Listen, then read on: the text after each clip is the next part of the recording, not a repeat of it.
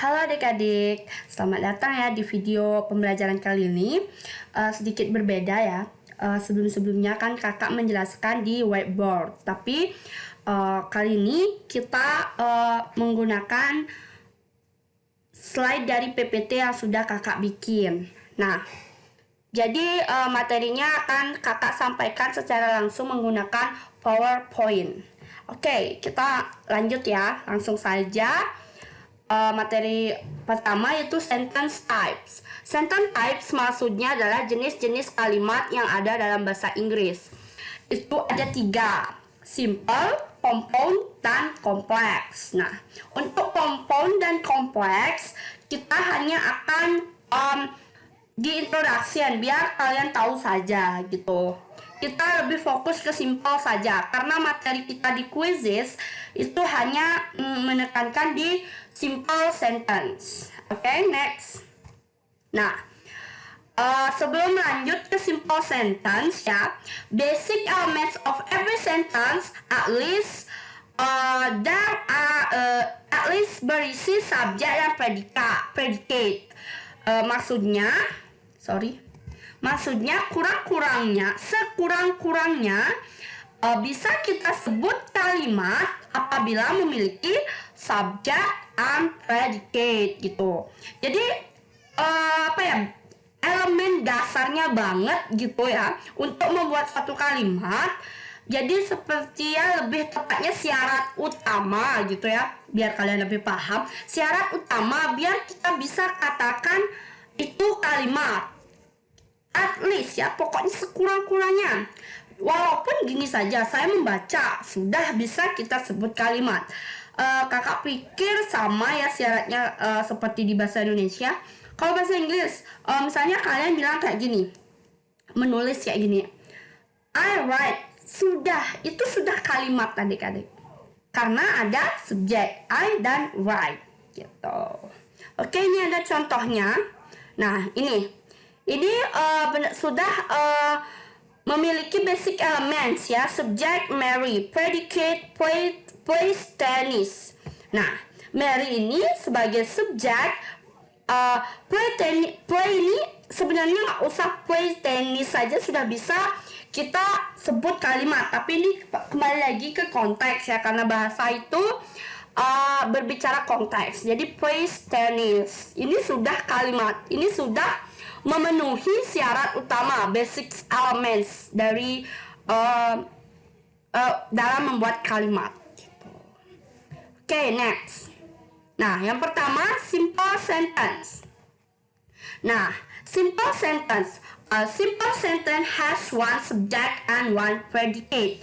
Nah, seperti yang kakak katakan sebelumnya, syarat dari kalimat itu setidaknya memiliki subjek dan predikat.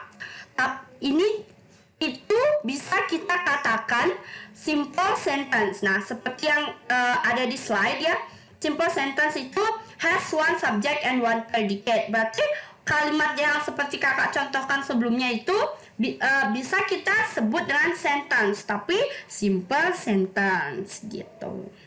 Oke, next. Nah, coba kalian perhatikan kalimat ini. We went to San Juan yesterday. Observe how a simple sentence is constructed. Oke, kalian bisa perhatikan. We went to San Juan yesterday. Mari kita observe. We ini sebagai simple subject. We ini bisa juga kita katakan sebagai pronoun. Ini ada verb, went. Sebenarnya we went. Seperti itu saja sudah bisa kita sebut dengan sentence, simple sentence ya. Tapi ini lebih bagus lagi, went to San Juan. Nah, ini tuh kita bisa sebut dengan complete predicate.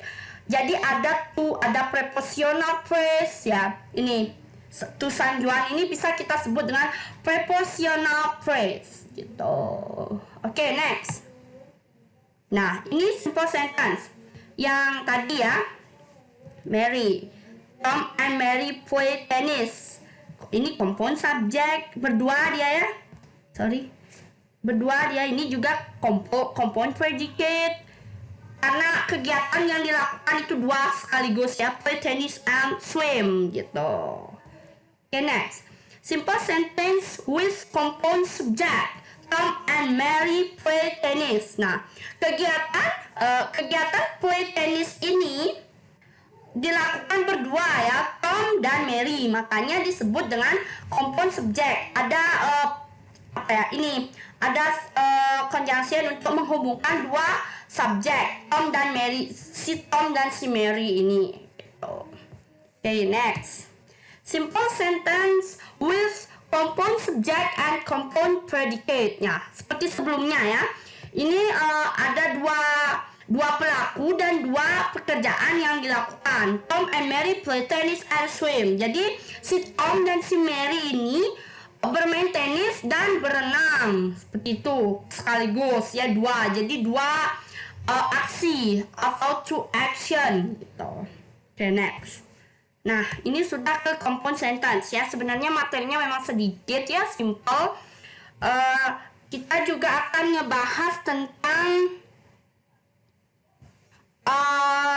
soal yang ada di quizzes ya nanti. Tapi kita bahas sedikit dulu compound sentence ya, biar kalian tahu aja.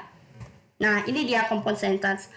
A compound sentence has more than one part that can stand alone or independent clause. Nah, jadi kalau kalimat compound itu ya memiliki lebih dari satu bagian, memiliki lebih dari satu kalimat. Ada anak kalimatnya. Nah, itu bisa berdiri sendiri atau independent clause.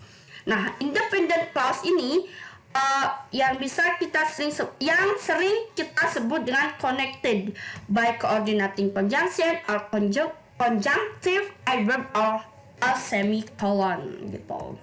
Nah, kita usah ya terlalu mendalam ke compound, biar kalian tahu saja. Semicolon. Nah, ini complex sentence. Kita sedikit saja. Complex sentence has at least two parts.